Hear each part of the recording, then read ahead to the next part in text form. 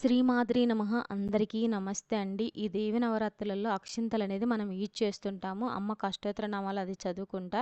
కానీ ఈ అక్షింతలు ఎలా కలిపాను, ఏమేమేశాను, అమ్మకు ఇష్టమైన మంగళకరమైన వస్తువులనేది నేను ఈ వీడియోలో చూపిస్తా చూడండి. ఈ 9 రోజులకు సరిపోయేలాగా అయితే నేను ఒకేసారి అయితే కలిపి పెట్టుకున్నానండి. ఇక్కడ ఒక ప్లేట్ తీసుకొని ఒక ప్లేట్‌లో బియ్యం అయితే పోసుకున్నానండి. ఈ 9 రోజులకు సరిపోయేలాగా అయితే.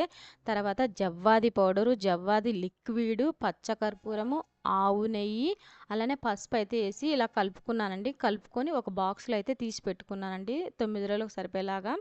మీరు ఇలా కాకుండా వాటర్‌తో కలుపుకోవాలంటే ఏ రోజు తాగితే ఆ రోజు కలుపుకోండి. ఎందుకంటే మనం ఇలా కలిపి పెట్టుకుంటే వాటర్ తోటైతే స్మెల్ వస్తుంది. అందుకని అలా కలుపుకోకుండా ఏ రోజైతే ఆ రోజు కలుపుకోండి.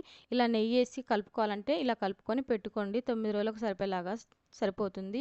ఇదండి ఈరోజు వీడియో. మీకు నచ్చుతుందని నేను అనుకుంటున్నాను. మీకు నచ్చితే ఒక లైక్ ఇవ్వండి. అలానే కామెంట్ చేయండి.